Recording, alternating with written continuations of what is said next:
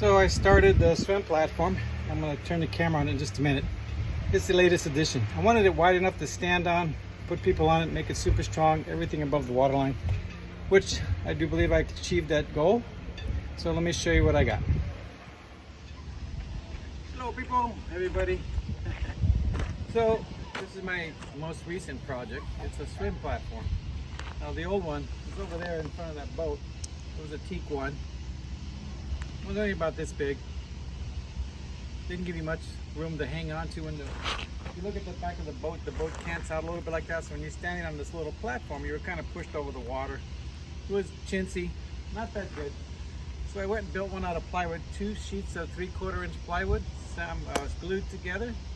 Then 2 more sheets of 3/4 inch plywood on the lip underneath, so it had, this piece came broad. And then fiberglass with 1/4 inch of total, 4 layers of fiberglass on top of that, so it's completely proof, waterproof.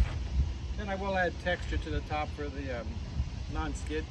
But until then, this is big enough now. Rock solid. I just painted it so I can't sit on it to show you. But it's very, very strong. It's going to be hooked up over here. So since it sticks out another 12 inches from here, these don't have the strength this way.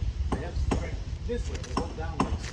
They don't hold that way. If you sit on the edge, these won't come out. But nonetheless, I make things very strong because if you ever have a falling wave crash on the back of your boat, that can take a lot of water. There'll be a gap here between the end of that and this wall so water can drain out. But I also had some custom-made bars, just like you see over there in the ladder, that those go inwards. Well, over here, they're 1.5 inches big. They'll come outwards, and they're going to grab this from the end here, go in like that, basically here to there, so that there'll be 3 of them, so that they're supporting the weight. The whole point behind all of this was to make this thing above the waterline. You notice that now there's absolutely nothing below the waterline here. Last time these extended down, they got grimy. This was in the water. I was getting barnacle growth inside of it. The exhaust. Not only that, when I ran the engines, I couldn't see the water flowing out of it if it was, because it was below the waterline. So I didn't know if my water pump was working. But now my waterline is roughly right about here, in case you're wondering. It's about there. So now with the bars and the thing elevated, everything out of the way, we've got a big enough platform that when you're coming in with groceries, you can put stuff on it. I didn't put holes in it. A lot of people say, why didn't you put slots or holes in it? One of the problems we had with the old one is when we would put things on it, like we're scraping the bottom of the boat, and we'd have a small scraper, something about this size, and we'd set it on there and the boat would rock in the water and it would roll and go through the crack and get lost. We lost a variety of things. So I didn't do that. Secondly, if you look at all the new boats, they're all rock solid. There's no holes in them. And they're also attached to the boat, which I'm not going to do, but they're fiberglass to the boat. So this will be super strong. It's large enough that I could actually sit on it quite comfortably. You could lay some dive tanks down on it if you had to. When you pull up your dinghy, right along this edge here, I haven't got done yet, but I'm going to put dock bumpers, those ones that you screw to the home docks. So there'll be plenty of bumper resistance when I pull the boat up against it.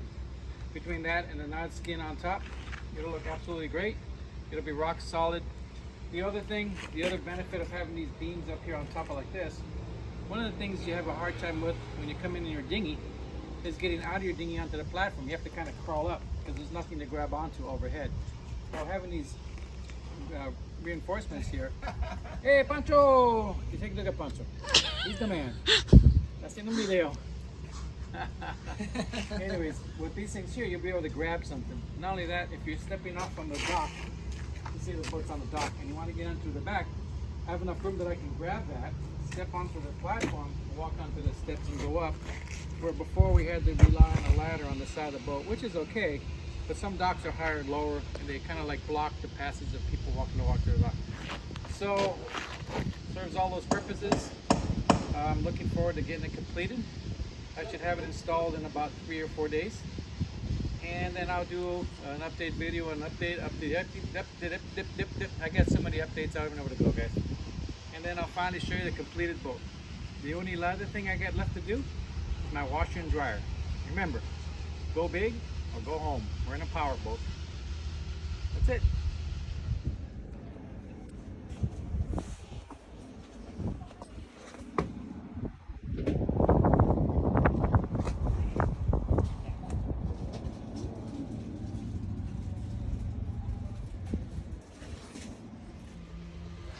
Okay, so if you remember, I added these steps.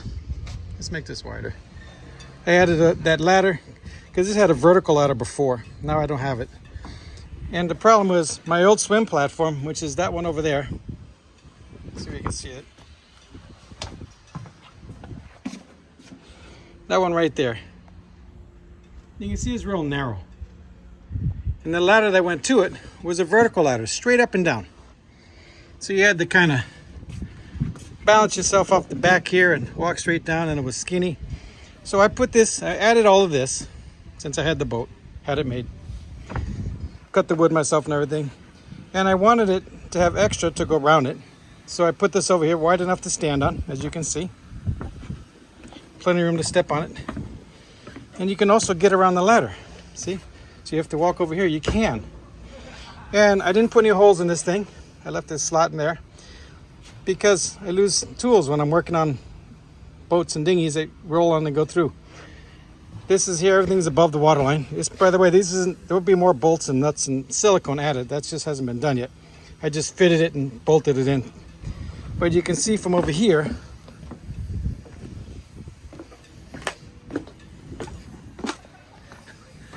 that there's nothing below the water line. My water line is down here, all the way across. So all of these are above the water line.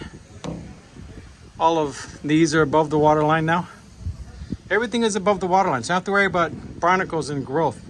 Besides those through holes I took out underneath and all that stuff. As you can see, I extended the rudders. And I had to use those supports to hold it while I put this together. This thing is about 300 pounds or so-ish. It's 2 sheets of 3/4 inch thick.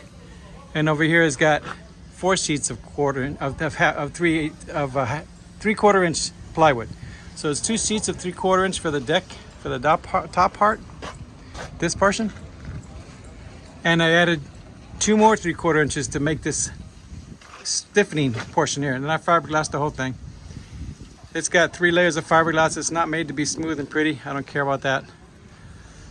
And everything's going to be through bolted. So that's the underside. Everything's up, out of the way. Don't have to worry about stuff. It's plenty above the water line. On this lip right here, I'm going to put that docking material that you have on regular home docks. It's a little rubber. So this will be covered completely, so I don't have to worry about bumpers for the dinghies. And the point is, over there'll be a swim ladder to get on and off. Those big Samson posts, they're not to hold the boat. They're just to hold dinghies, 5 or 6 or 7 dinghies. And you have enough room to throw a bunch of ropes on it. That's what that's all about. Got these here supports the rope, but the weight. That's got backing plates on the inside. I had to take the wall apart so it holds it. So there's lots of room here now. You see? There's room to walk around. Room to, if you get a big fish, a lot of times you'd catch a fish. You're down here trying to handle the fish in. You actually got room to work. Incredible. So I'm very excited about it. Lots of handholds. The reason I left this big gap here is so you can stand on both sides of this thing in case you wanted to grab something out of the water coming along. Hi there. And you could grab it like that. So that's how all of this works. Of course, the outboard sits here when you're not using it. And now you can get around to it. And that's the whole deal.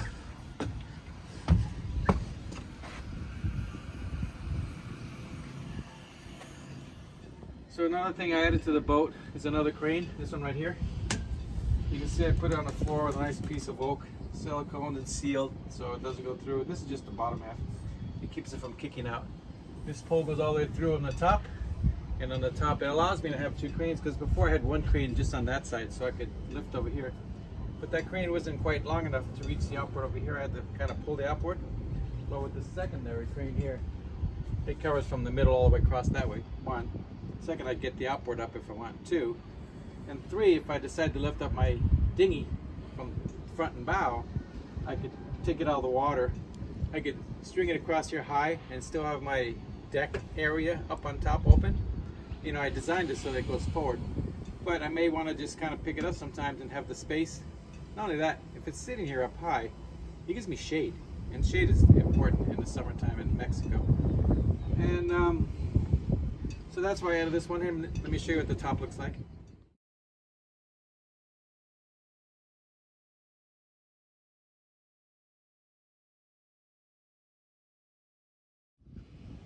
Okay, so this is the other crane that I added.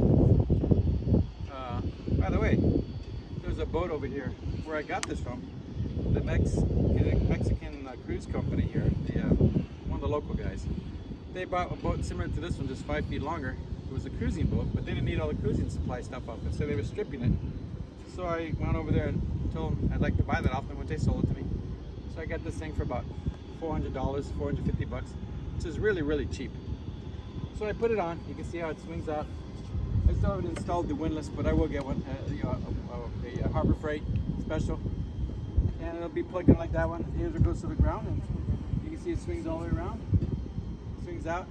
So now I have this one, and if you take a look here, you can see I have a second one. So we have two. So originally, by the way, just for memory, this here comes off. And this is where the dinghy comes. I would swing it up with that one, or I could swing it up with this one. You pick up the dinghy, you just swing it in here, and it sits in this nestle in here with the motor on in the down position, so you don't have to take the motor off. And then the dinghy goes to about here, stops about there with the motor on it, and it's fine. Nothing wrong with that if you want to just kind of swing it up and get out of the way. The only time I ever swing it up and get it out of the way is if we're going to a dock, like a slip. But if we're out there anchored, most of the time I just pull it alongside the boat with either that. Now I can use either one, but I usually pull it up about 4 feet out of the water. There's some bumpers over there. It just hangs there fine. And if we're doing passages and stuff and the water's flat, I leave it hanging on the side of the boat. But now if we're going to go to a slip, I have to put it up here because obviously I've got to back it and see.